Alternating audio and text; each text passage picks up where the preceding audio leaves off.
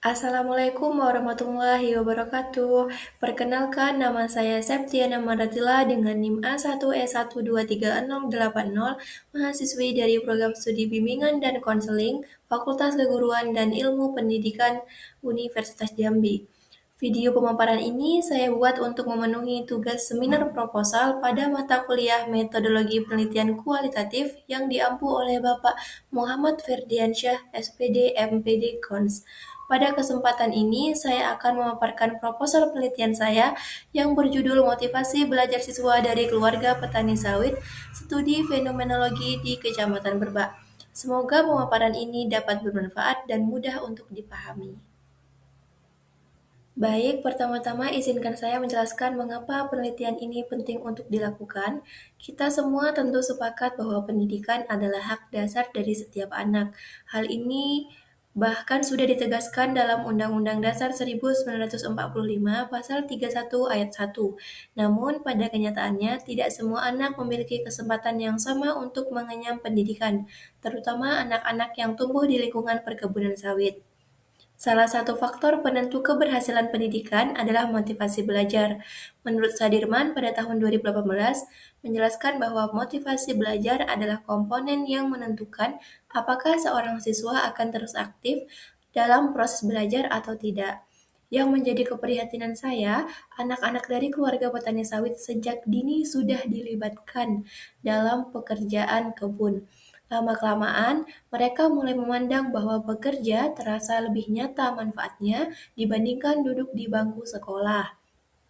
Hal ini juga diperkuat oleh penelitian Okada dan kawan-kawan pada tahun 2025 yang menemukan bahwa motivasi belajar anak petani sawit dipengaruhi oleh faktor internal seperti kejenuhan belajar dan kebiasaan terlambat, serta faktor eksternal seperti rendahnya pendidikan orang tua dan kondisi ekonomi keluarga. Sebagai seseorang yang tinggal dan besar di Kecamatan Berbak, saya melihat sendiri bagaimana banyak siswa yang setiap pagi ikut orang tuanya pergi ke kebun, bahkan sebagian bekerja sebagai tukang muat buah sawit. Tidak sedikit yang pada akhirnya lebih memilih bekerja daripada hadir ke sekolah.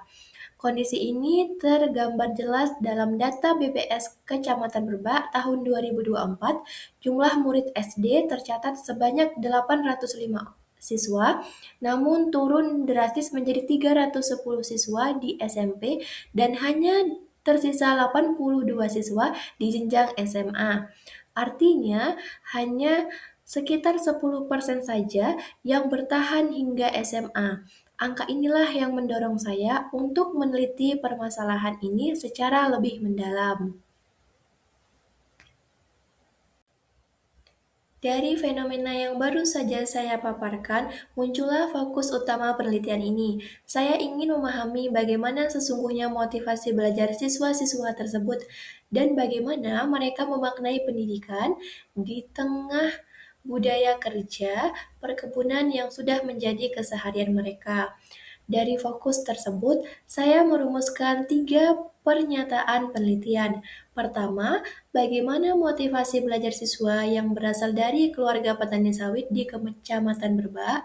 Kedua, bagaimana siswa dari keluarga petani sawit memaknai pendidikan di tengah kebiasaan bekerja di perkebunan. Dan ketiga, mengapa kebiasaan bekerja di perkebunan sawit dapat menurunkan motivasi belajar siswa di Kecamatan Berbak. Ketiga pernyataan inilah yang akan saya jawab melalui penelitian ini. Selaras dengan rumusan masalah yang telah saya paparkan, penelitian ini memiliki 3 tujuan yang ingin saya capai. Tujuan pertama adalah mendeskripsikan bagaimana motivasi belajar siswa dari keluarga petani sawit di Kecamatan Berbak. Tujuan kedua adalah untuk memahami bagaimana siswa memaknai pendidikan di tengah kebiasaan bekerja di perkebunan sawit, dan tujuan yang ketiga adalah untuk menganalisis faktor-faktor yang menyebabkan kebiasaan bekerja di perkebunan sawit yang menurunkan motivasi belajar siswa di Kecamatan Berbak. Lalu, apa manfaat yang diharapkan dari penelitian ini? Saya membaginya ke dalam 2 kategori, yaitu manfaat secara teoritis dan manfaat secara praktis. Secara teoritis, penelitian ini diharapkan dapat memberikan kontribusi pada ilmu bimbingan dan konseling, khususnya mengenai bagaimana faktor sosial ekonomi mempengaruhi motivasi belajar siswa. Selain itu, penelitian ini juga diharapkan dapat memperkaya kajian fenomenologi dalam bidang bimbingan dan konseling, terutama di konteks perkebunan yang selama ini masih jarang dikaji. Secara praktisnya, manfaatnya dapat dirasakan oleh beberapa pihak. Bagi guru BK, penelitian ini dapat menjadi dasar dalam merancang pelayanan yang tepat untuk meningkatkan motivasi belajar siswa. Bagi sekolah, dapat menjadi bahan pertimbangan dalam merumuskan kebijakan yang mendukung keberlangsungan pendidikan. Bagi orang tua, diharapkan dapat meningkatkan kesadaran akan betapa pentingnya pendidikan bagi masa depan anak. Dan bagi peneliti selanjutnya, penelitian ini dapat menjadi referensi untuk penelitian lanjutan di daerah-daerah perkebunan lainnya. Selanjutnya, mari kita masuk ke kajian teori. Teori pertama yang menjadi landasan penelitian ini adalah Self-Determinant Theory atau SDT yang dikemukakan oleh Deci dan Ryan pada tahun 2000. Teori ini menjelaskan bahwa motivasi seseorang tumbuh ketika 3 kebutuhan psikologis dasarnya terpenuhi, yaitu kebutuhan merasa kompeten, kebutuhan otonomi atau kebebasan dalam menentukan pilihan, dan kebutuhan merasa terhubung dengan orang di sekitarnya. Lebih lanjut, SDT juga menjelaskan bahwa siswa yang memiliki motivasi dari dalam dirinya sendiri cenderung lebih tekun dan lebih berprestasi dibandingkan siswa yang hanya termotivasi karena dorongan dari luar. Teori ini sangat relevan dengan kondisi siswa petani sawit. Ketika lingkungan mereka tidak mendukung, kebutuhan-kebutuhan psikologi tersebut tidak terpenuhi dan pada akhirnya motivasi belajar mereka pun semakin melemah. Selain SDT, penelitian ini juga dilandasi oleh dua teori pendukung lainnya. Yang pertama yaitu teori motivasi belajar dari Sadirman, Uno, dan Combri. Menurut teori ini, motivasi belajar adalah daya penggerak yang menimbulkan, mengarahkan, dan menjaga kelangsungan aktivitas belajar siswa.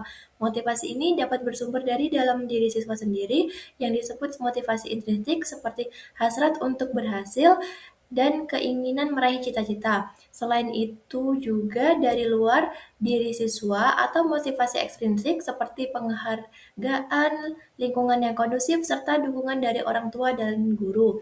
Yang kedua yaitu teori keluarga dan sosial ekonomi dari Suekanto, Jamarah, dan Mulyasa. Teori ini menjelaskan bahwa status sosial ekonomi keluarga yang mencakup pendapatan, tingkat pendidikan orang tua, dan jenis pekerjaan sangat menentukan sejauh mana keluarga mampu mendukung pendidikan anaknya. Orang tua petani sawit yang bekerja dari pagi hingga sore memiliki waktu yang sangat terbatas untuk mendampingi belajar anak. Dan dampaknya bukan hanya pada aspek materi, tetapi juga pada pendampingan emosional yang sangat dibutuhkan oleh anak dalam proses tumbuh kembangnya.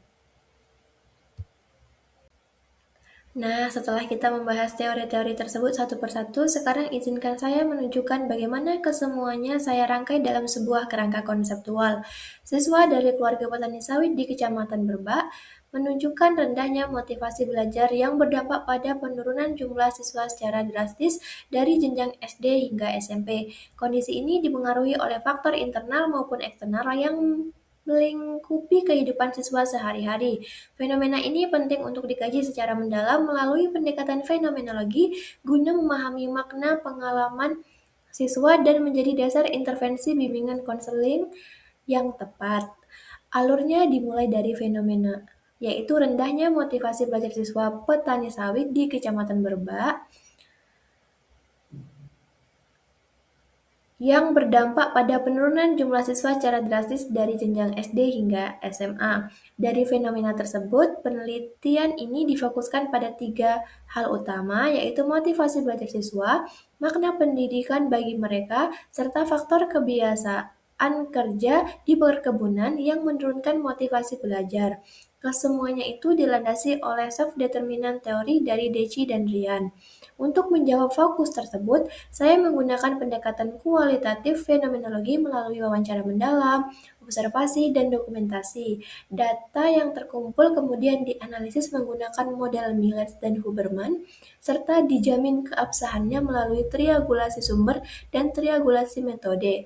Dan seluruh alur ini bermuara pada tujuan akhir penelitian, yaitu mendeskripsikan motivasi belajar, memahami makna pendidikan, dan menganalisis faktor-faktor penurun motivasi belajar siswa petani sawit di Kecamatan Berbak. Sebelum masuk ke metodologi, penting bagi saya untuk menunjukkan bahwa penelitian ini memiliki pijakan ilmiah yang kuat. Saya menelaah 5 penelitian terdahulu yang relevan. Pertama, penelitian dari Okada dan kawan-kawan tahun 2025 tentang motivasi anak petani sawit dalam mengikuti pendidikan formal menggunakan metode kualitatif studi kasus. Persamaannya adalah sama-sama mengkaji motivasi belajar anak petani sawit. Perbedaannya, penelitian saya menggunakan pendekatan fenomenologi.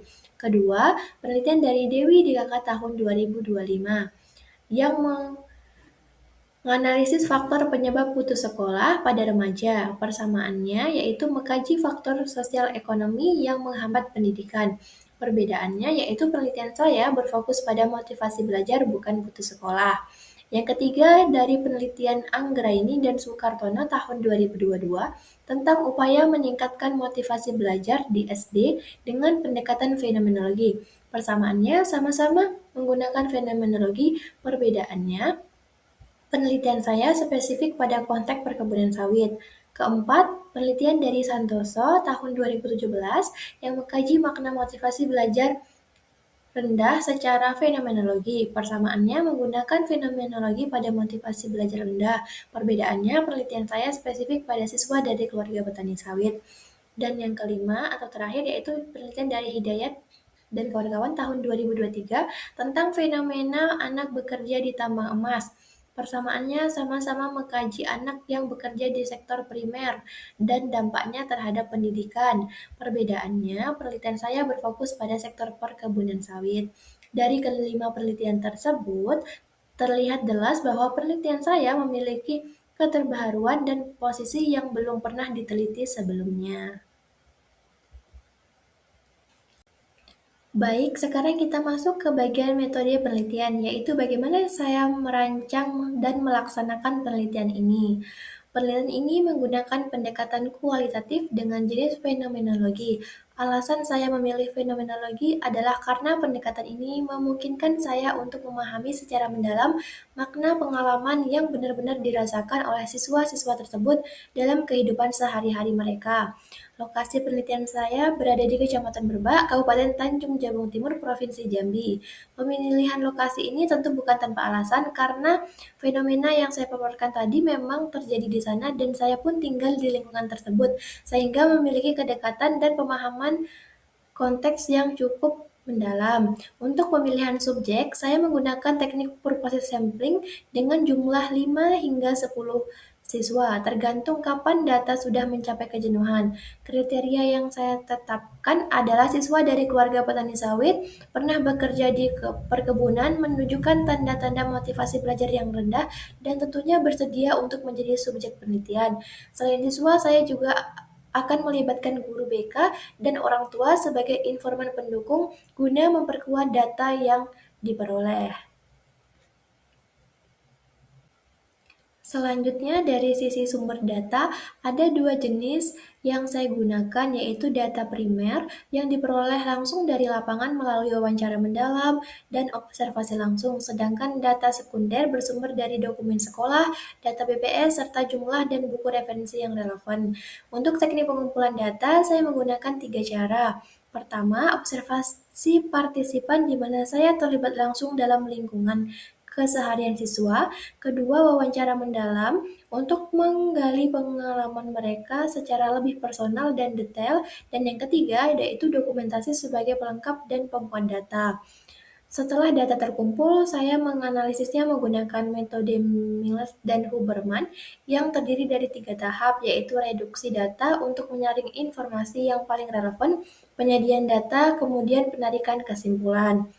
Dan yang terakhir, untuk memastikan keabsahan data, saya menggunakan 3 cara triangulasi sumber dengan membandingkan data siswa, guru BK, dan orang tua. Triangulasi teknik dengan membandingkan hasil wawancara, observasi, dan dokumentasi, serta member check yaitu mengonfirmasi kembali data kepada subjek penelitian agar tidak terjadi kesalahan dalam interpretasinya. Baik, demikianlah pemaparan lengkap dari proposal penelitian saya. Pada intinya, penelitian ini hadir karena saya melihat sendiri bagaimana anak-anak di lingkungan tempat saya tinggal perlahan kehilangan semangat belajarnya, tergerusnya oleh tekanan ekonomi dan budaya kerja yang sudah mengakar dalam keseharian mereka. Saya berharap penelitian ini nantinya dapat memberikan kontribusi yang nyata, baik bagi para siswa itu sendiri, bagi guru BK dalam merancang layanan yang tepat, maupun bagi dunia pendidikan secara lebih luas. Atas perhatian Bapak Ibu, saya ucapkan terima kasih. Wassalamualaikum warahmatullahi wabarakatuh.